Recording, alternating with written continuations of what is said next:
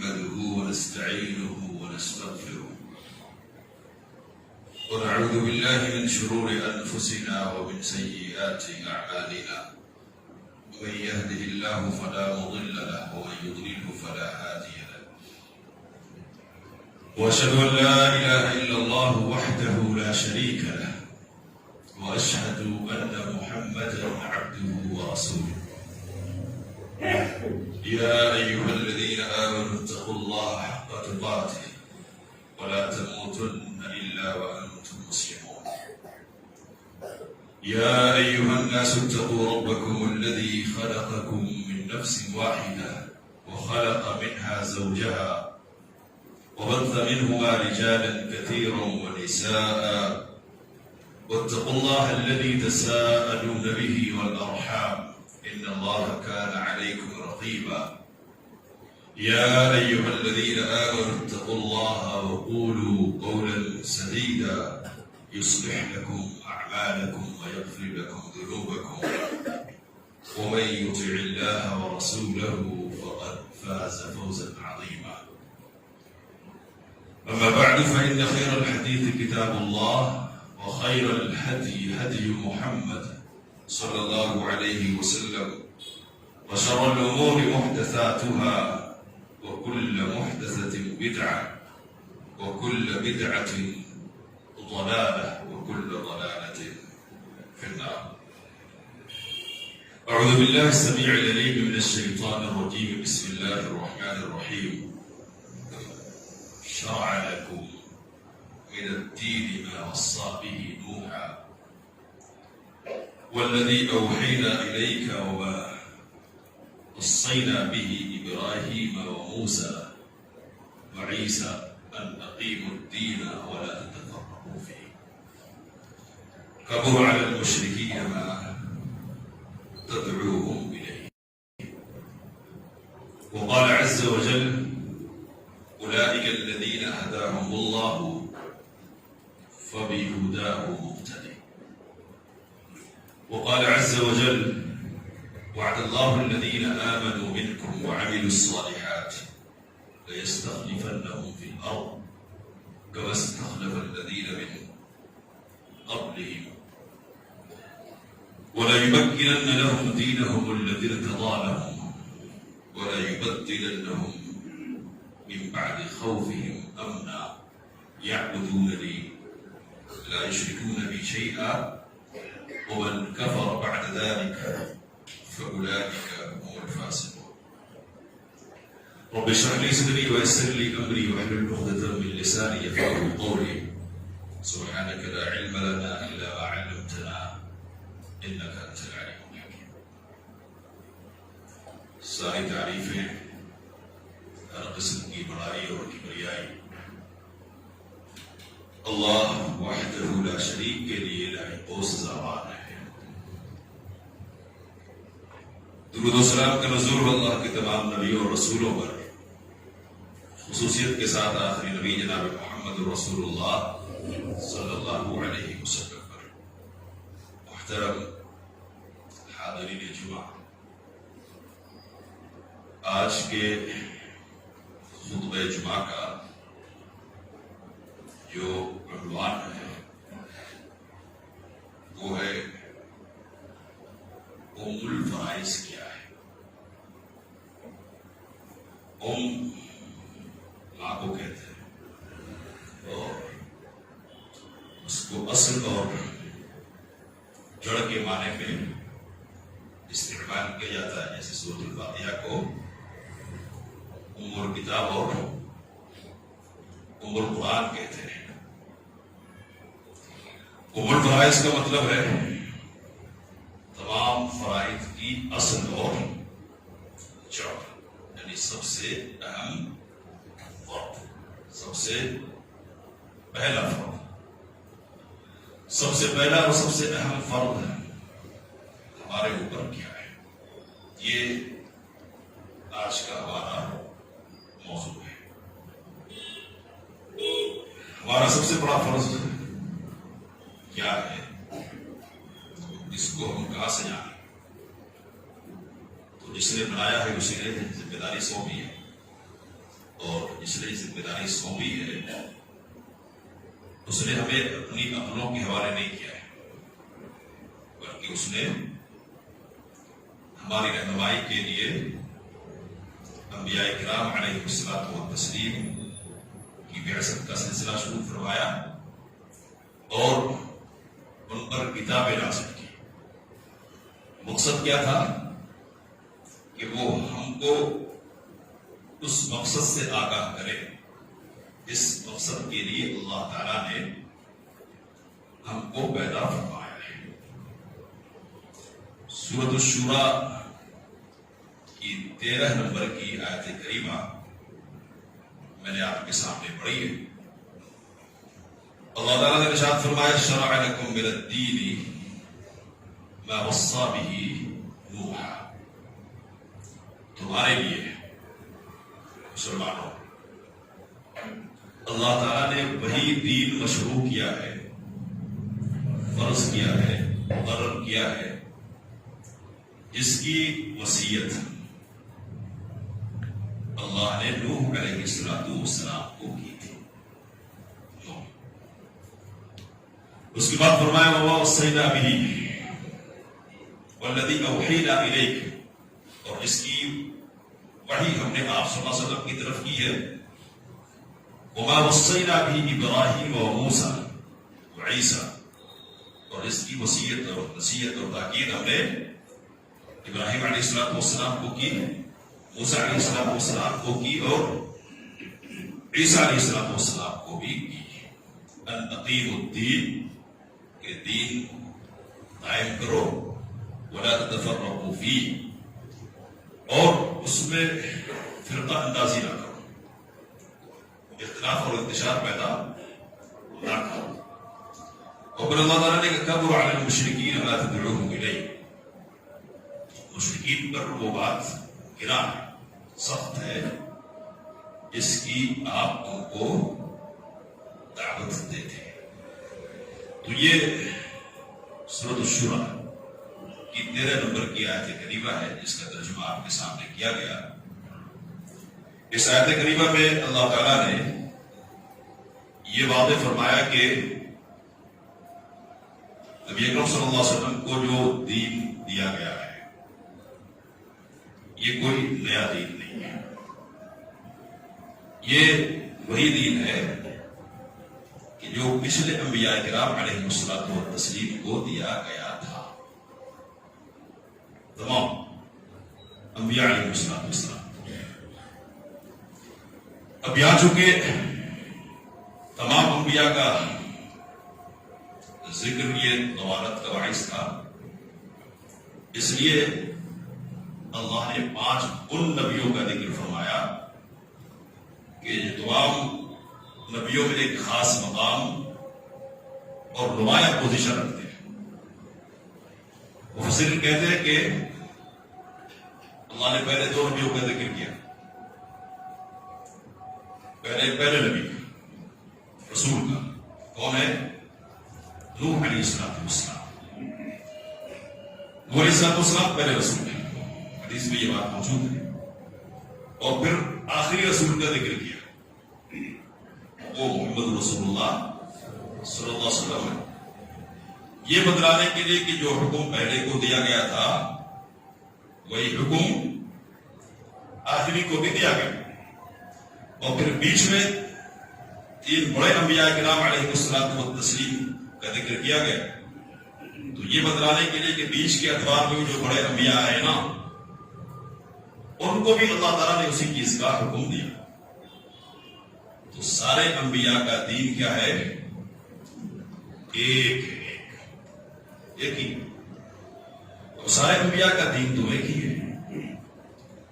وہ جو دین ہے نا ایک، اس دین کا اصل اصول کیا ہے، یعنی جس کے گرد دین گھومتا ہے اور جس کے لیے اصل کوششیں اور محنتیں ہوتی ہیں سارے انبیاء کرام علیہ الصلوۃ والتسلیم کی، اور جن پر ان کی ساری کارکردگی کا انحصار ہے، ساری کارکردگی کا وہ کیا ہے؟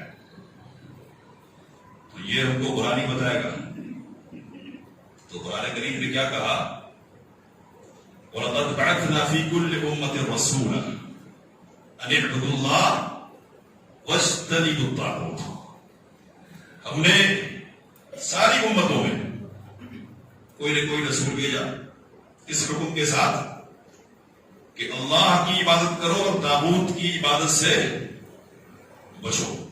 یہ سورۃ النحل کی آیت مشہور آیت. سورۃ الانبیاء میں اللہ تعالیٰ نے کہا وَمَا أَرْسَلْنَا مِن قَبْلِكَ مِن رَّسُولٍ إِلَّا نُوحِي إِلَيْهِ أَنَّهُ لَا إِلَهَ إِلَّا أَنَا فَاعْبُدُونِ. ہم نے آپ سے پہلے جو رسول بھی بھیجے اور آپ کی طرف بھی اس بات کی وحی کی کہ میرے سوا کوئی معبود برحق نہیں ہے تو میری ہی عبادت کرو. تو اصل اصول ہمارے سامنے آ رہا ہے. کیا ہے وہ کہ ایک اللہ کی عبادت کی جائے گی اور اس کے ساتھ کسی کو شریک نہیں کیا جائے گا. اس کو مزید سمجھنے کے لیے اور یہ بات ذہن نشی کرنے کے لیے کہ نبی اکرم صلی اللہ علیہ وسلم کی دعوت پچھلے انبیاء کی دعوت سے کچھ مختلف نہیں تھی, اس کو مزید سمجھنے کے لیے ذرا سورۃ الانعام کی طرف آئے. 7ویں اور 8ویں پارے میں یہ سورہ ہے, لمبی سورتوں میں سے اور توحید و شرک کے مباحث پر مشتمل عظیم سورہ ہے. تو یہاں 18 انبیاء کرام علیہ الصلوۃ والتسلیم کا اللہ نے ذکر کیا. تو ابراہیم علیہ السلام کا ذکر پہلے آ رہا ہے اور اسی تذکرے کے ضمن میں حضرت نوح علیہ السلام اور پھر اولاد ابراہیم علیہ السلام میں جو انبیاء ہوئے ہیں ان کا ذکر ہوا. سارے انبیاء کرام علیہ الصلوۃ والتسلیم کا ذکر کرنے کے بعد اللہ تعالیٰ نے کہا وَلَوْ أَشْرَكُوا لَحَبِطَ عَنْهُم مَّا كَانُوا يَعْمَلُونَ. اگر یہ شرک کرتے نا ان سب کے اعمال برباد چلے جاتے. تو اصل اصول پہلے یہ ذہن رکھ لیجیے. اور پھر یہ بات کہ نبی کریم صلی اللہ علیہ وسلم کی دعوت ان سے ہٹ کر نہیں تھی. کیا کہا اللہ نے اولئک الذین ھداھم اللہ فبہداہ مقتدی. یہ وہ لوگ ہیں کہ جن کو اللہ نے ہدایت دی, سیدھا راستہ بتلایا, مقصد حیات سمجھایا جن کو, تو انہی کی ہدایت کو آپ کو بھی پکڑنا ہے. اے نبی کریم صلی اللہ علیہ وسلم فبہداہ مقتدی, انہی کی ہدایت کی پیروی آپ صلی اللہ علیہ وسلم بھی کریں. تو کچھ الگ کرنے کے لیے نبی اکرم صلی اللہ علیہ وسلم کو اللہ نے نہیں بھیجا, پچھلوں کی پیروی کرنے کے لیے بھیجا. اور اتبع ملت ابراہیم حنیفا ثم اوحینا الیک ان اتبع ملت ابراہیم حنیفا.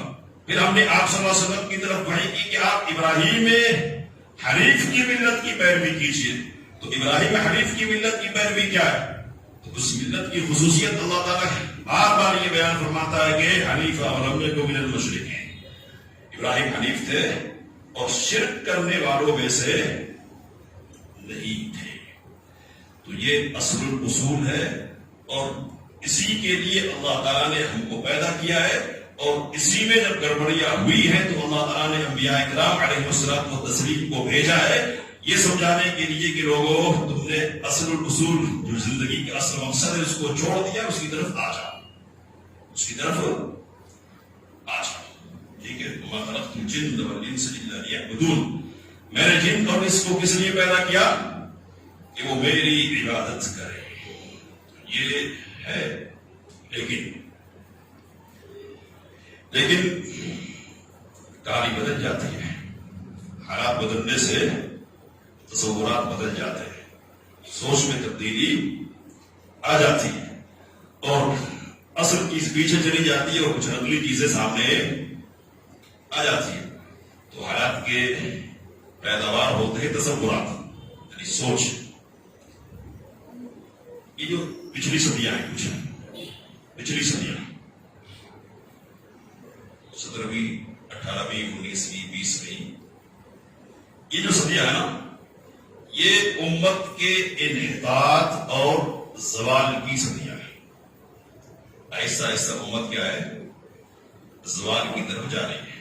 دینی زوال کا سلسلہ تو اور پہلے سے شروع ہو گیا تھا, لیکن سیاسی زوال بھی آخری دور میں آ کر شروع ہوا اور ایک وقت آیا کہ مسلمان دنیا کے تقریباً سارے گوشوں میں پیٹ دیے گئے اور ان کے ہاتھوں سے حکومت چھین لی گئی.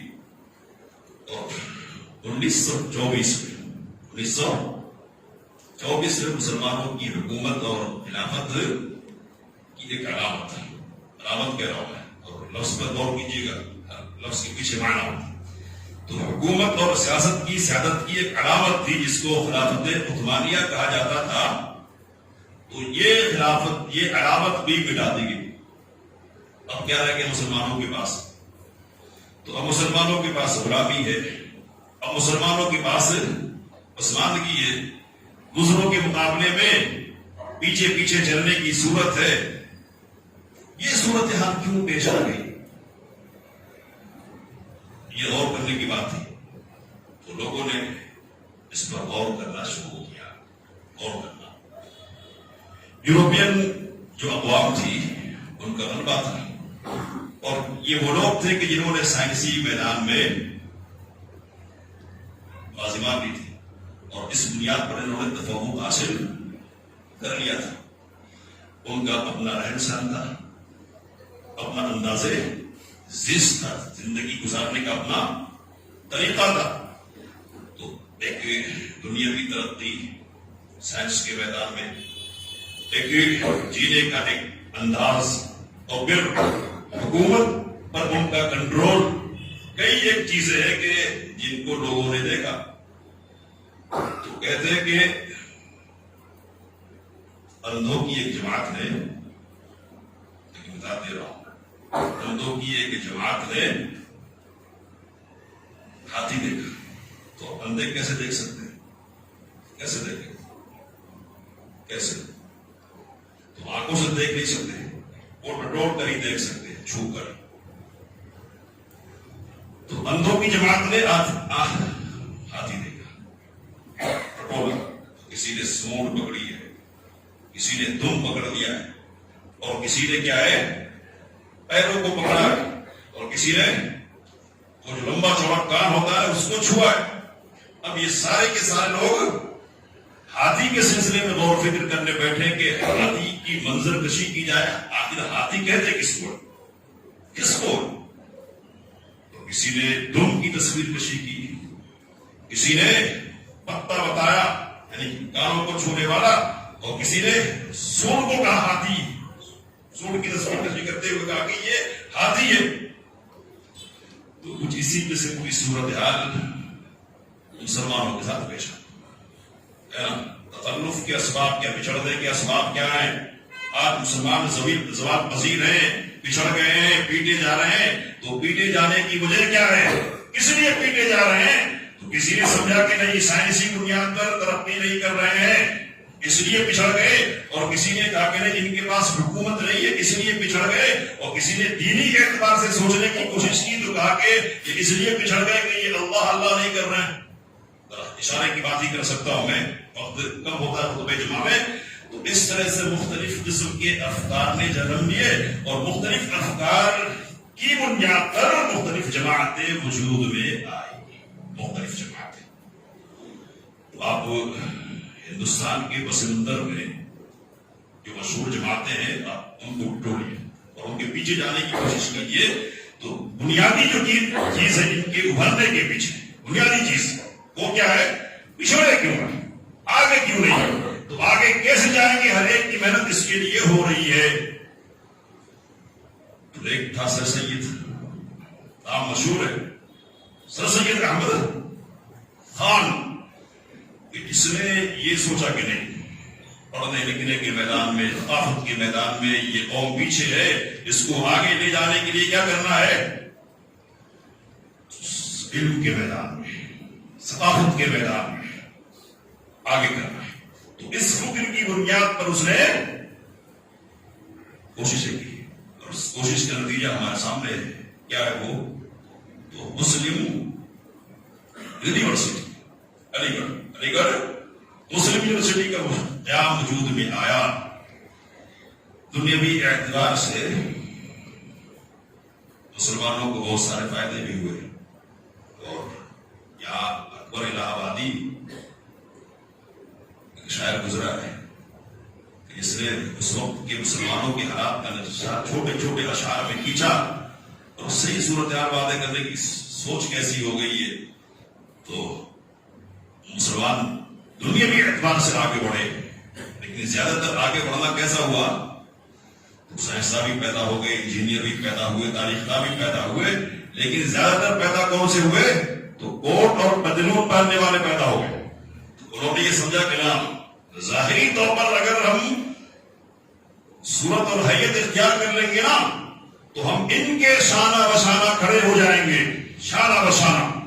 تو کوٹ پہن لیا، سمجھے کہ ہم تو ہو گئے بس ترقی یافتہ، اور پتلون یعنی پینٹ پہن لیا نا تو سمجھے کہ ہم ان کے شانہ بشانہ ہو گئے۔ تو ادھر شانہ بشانہ کھڑے ہونے کے چکر میں یہ ظاہری حیت انہوں نے اختیار کی، اور دوسری طرف کیا کیا انہوں نے؟ تو دین کی وہ باتیں جن کا تعلق غیبیات سے تھا، غیبیات سے، اور جہاں عقل کام نہیں کرتی تھی، عقل کام نہیں کرتی تھی، تو عقل کی بنیاد پر ان کو ماپنے لگے، ناپنے لگے، اور جو بھی عقل کے ترازو پر صحیح نہیں اترا نا اس کو چھانٹنے لگے۔ سمجھ رہے؟ چھانٹنا فرشتے یہ تصوراتی چیز ہے، کیا تصوراتی چیز ہے، دیکھا نہیں اور عقل میں سمجھ میں آنے والی نہیں۔ اور جنات بھی کیا تصوراتی چیز ہے، جنت بھی کیا تصوراتی چیز ہے، اور یہ سب تھا کہ اس لیے بنائے گئے اور پیش کیے گئے نا کہ ایک اچھا سماج وجود میں آ رہا ہے، اور اس کے پیچھے کچھ بھی نہیں ہے۔ تو جتنی چیزیں غیبیات سے متعلق تھی سب کا جنازہ نکالی ہے، وہ بھی بات نہیں ہے یہ، لیکن خاص طور پر تو نیچری لوگوں کی ایک جماعت وجود میں آئی، اور نیچر سے جن چیزوں کا اثبات ہو ٹھیک ہے، اور جس کو نیچر تسلیم نہیں کرے ان کی کوئی گنجائش یہاں نہیں ہے۔ تو ایک فکر مسلمانوں میں اس طرح آگے بڑھنے کی، اور یہ کہنا چاہیے کہ کندھا سے کندھا ملانے کی بنیاد پر، کی سوچ کی بنیاد پر پیدا ہوئی، اور اس طرح دین کا جنازہ نکلا۔ بہت حد تک بہت سارے لوگ نئے دین سے متعارف ہو گئے۔ یہ کون سا دین تھا اللہ کو معلوم، اور آپ تاریخ پڑھیں گے تو جانیں گے، ہم دوسرا جانا سکیں۔ تو انہی افکار کے بیچ میں ایک فکر میں نے آپ کے سامنے یہ بات رکھی کہ یہ بھی آئے کہ نہیں مسلمانوں کے بچھڑنے، ان کی ذلت، ان کی پسپائی کی بنیادی وجہ یہ ہے کہ ان کے پاس حکومت نہیں ہے۔ حکومت، اور ایک لفظ اچھا ڈھونڈا گیا اس کے لیے، خلافت ہے، یہ خلافت۔ تو اب یہ لفظ معصوم لفظ ہے، معصوم لفظ ہے، سویرے لوگ معصوم کا مطلب سمجھتا ہے، یعنی اس میں کچھ غلطی ہوتی کا امکان نہیں ہو، جس پر لگ جائے یہ لفظ ہے وہ پاک صاف ہو جاتا ہے، اور جس پر نہیں لگے گا نا تو ساری معصومیت کے باوجود اور ساری اچھائیوں کے باوجود کیا برا رہے گا، اس کو ذہن میں رکھ کے چلیے۔ تو لفظ لگا ہوا تھا ایک خاص خلافت کے ساتھ، اب وہ خلافت چلی گئی، ایک حکومت چلی گئی، اب کیا کرنا ہے؟ تو اگر آگے بڑھنا ہے، آگے بڑھنا، ترقی کرنا ہے تو کیا کرنا ہے؟ حکومت پانی، حکومت۔ تو ساری محنتیں اور ساری کوششوں کا محور اور مرکز کیا بن گیا؟ حکومت قائم کرنا۔ اب اس حکومت کا جو فکر ہے نا، اس کو ذرا شرعی معنی پہنانا ہے اور دینی رنگ دینا ہے اور دینداروں میں متعارف کروانا ہے، اس کو ذرا دینداروں کے یہاں قابل رشد بنانا ہے، تو اس کو خلافت کا لبادہ اڑایا گیا اور خلافت کا نام دیا گیا۔ اور دو ممالک ہیں، دو ممالک ہیں کہ جہاں مغربیت کا زور بہت ہے، کیا ہے؟ بہت زور، بہت زور ہے۔ تو ایک تو ہمارا ملک ہے، زور دائی، تو سیاسی طور پر تو پیٹے گئے تھے یہ، دوسری طرف کیا تھا؟ تو استعمار، یعنی سیاسی اعتبار سے پسپائی کا معاملہ، انگریزوں کی طرف سے دعویٰ بولنا، اور پھر تبشیر کا معاملہ تھا، عربی میں کہتے ہیں تبشیر، مطلب مشنریز کے ذریعے سے مسلمانوں کے دین پر، ان کے عقائد پر حملہ کرنے کی دو اعتبار سے کوششیں ہو رہی ہے، یہاں زبردست انداز میں یہ کوششیں ہو رہی ہیں۔ ٹھیک اسی طرح کی صورتحال مصر میں بھی تھی، آدھی مصر میں وہاں کے لوگوں میں بھی وہی سر سید والے لوگ پیدا ہوئے۔ آپ دیکھیں گے کہ ایسے لوگ پیدا ہو رہے کہ جو غیبیات کا انکار کرنے وہاں، اور وہ لوگ بھی پیدا ہو رہے جو تحریر المرأہ نامی किताबें लिख रहे हैं और इसमें इस बात की दावत दे रहे हैं कि औरत को तो आजाद होना चाहिए, और जहां जहां मर्द खड़ा होता है ना वहां ये भी खड़ी होगी, वहां उनके खिलाफ लिखने वाले भी पैदा हुए है ना। तो यहाँ सरसैयद वाले अफकार के लोग भी वहां थे, तो वहां जिस तरह सरसैयद वाले अफकार के लोग पैदा थे उसी तरह ये जो दूसरी फिक्र है ना कि हुकूमत की बुनियाद पर आगे बढ़ेंगे, इस फिक्र के लोग भी पैदा हुए। हिंदुस्तान में इस फिक्र की हामिल जो जमात है उसको आप जानते हैं, मैं नाम नहीं लेना चाह रहा हूं, ठीक है, इसका नाम लेना मैं हूं। और मिस्र में इस फिक्र की हामिल जो जमात है उसकी हुकूमत कायम हुई थी भी कुछ दिनों पहले, और फिर ये हुकूमत खत्म हो गई, आप समझ सकते हैं। ये जरा फैसला करना मुश्किल है कि इन्होंने उनसे लिया या उन्होंने इनसे लिया, तो दोनों तरह की बात हुई है, ठीक है। तो ये दोनों जमातें इस बुनियाद पर परवान चढ़ी, आगे बढ़ी, लेकिन मकसद के उसूल से तो तासीर ही नहीं, मिला नहीं कुछ। तो अब इनमें से भी कुछ लोग निकले हैं, इनमें से भी कुछ लोग अगले कुछ गड़बड़ियां कर रहे हैं, ये इनका मनहज सही नहीं है, मकसद तो ठीक है, एक ही है ना, लेकिन मनहज के सिलसिले में इनका तरीका जरा बदल गया है, ये तरीका सही नहीं रह गया है, इसलिए हम सही मनहज पर सही मकसद को हासिल करेंगे। समझ रहे बात? मकसद क्या है? खिलाफत का हुसूल। मकसद क्या है? हुकूमत का हुसूल, और सही मनहज की बुनियाद पर इसको हासिल करेंगे, इसी के लिए जिएंगे, इसी के लिए मरेंगे। तो हिंदुस्तान तो मुनक़सिम हो गया, बढ़ गया। तो पूरा पुराने हिंदुस्तान की बुनियाद पर सोचिए जरा, तो यहां एक बड़ा नाम पैदा हुआ, तकरीरों के जरिए से शोहरत पाई, जमीनी तौर पर कुछ काम हो नहीं पाया, तो वो कौन सा नाम है? तो वो डॉक्टर असरार अहमद या इसरार अहमद का नाम है ना।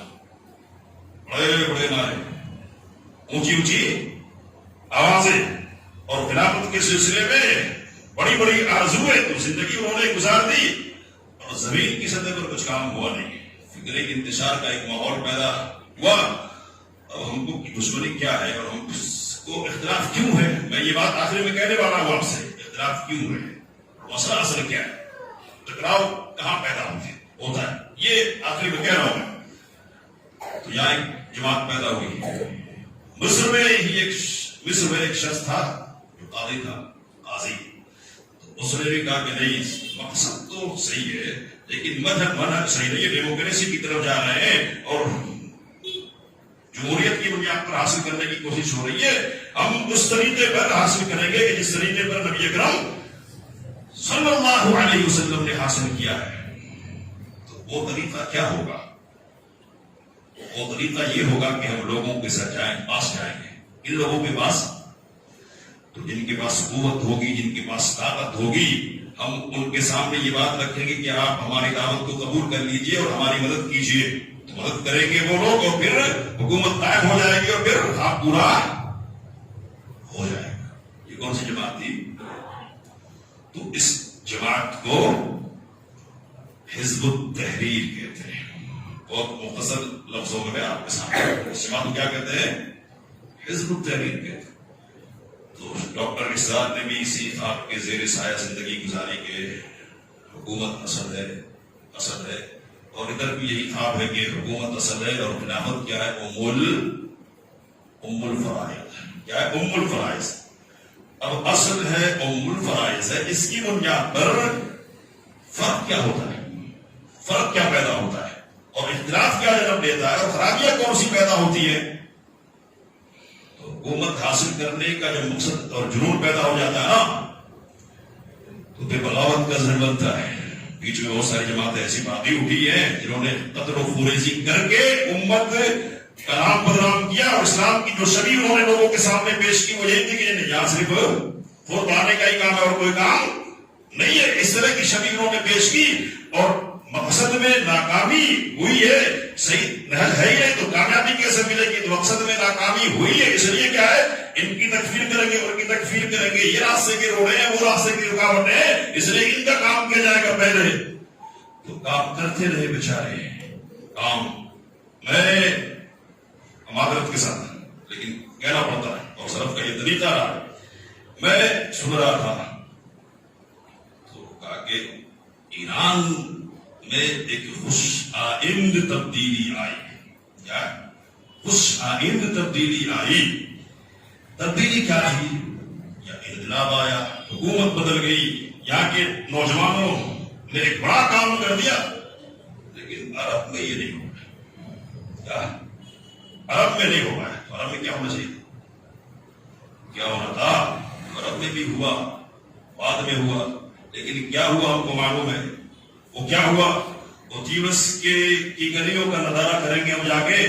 وہ لیبیا کے در و دیوار جو ویران ہے ان کا مشاہدہ کریں گے، اور شام کی بلڈنگیں جو کھنڈرات میں تبدیل ہو گئی ہیں ان کو جا کر دیکھیں گے. تو یہاں بھی ہوئی. ڈاکٹر اسحاق کہہ رہے کہ یہاں نہیں ہوا. اس لیے ملوکیت قابض ہے تو قابض ہے، یہ نہیں رہنا چاہیے. کیا رہنا چاہیے؟ خلافت آنا چاہیے. خلافت. سوال یہ کہ خلافت کہتے کس کو ہے، اس کی شرطیں، اس کی بنیادیں کیا ہیں، اور اس سے مقصود کیا ہے، وغیرہ وغیرہ. میں ادھر انشاءاللہ آگے گفتگو کروں گا. میں جو بات یہاں سمجھانا چاہتا ہوں ٹائم ختم ہونے کے، وہ یہ کہ مقصد بدل جائے تو چلنے کا انداز بدل جاتا ہے. سمجھ رہے بات؟ مقصد بدل جائے تو چلنے کا انداز بدل جاتا ہے، سوچنے کا انداز بدل جاتا ہے، اچھائی اور برائی کا معیار بدل جاتا ہے، دوستی اور دوری کا معیار بدل جاتا ہے، سب تبدیل ہو جاتا ہے. تو یہاں دوستی کی بات ایک مثال کے طور پر میں نے بات رکھی ہے کہ یہاں دوستی کی بات کن لوگوں کے ساتھ کی جا رہی ہے. آپ سوچ رہے ہیں کون لوگ ہیں؟ کون ہے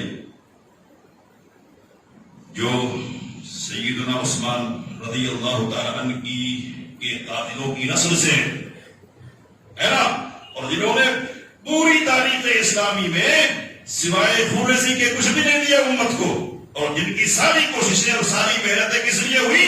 تو اسلام کو اندر سے کھوکھلا کریں گے، ہے نا. جو گالیاں بکیں گے کن کو؟ تو ابو بکر کو.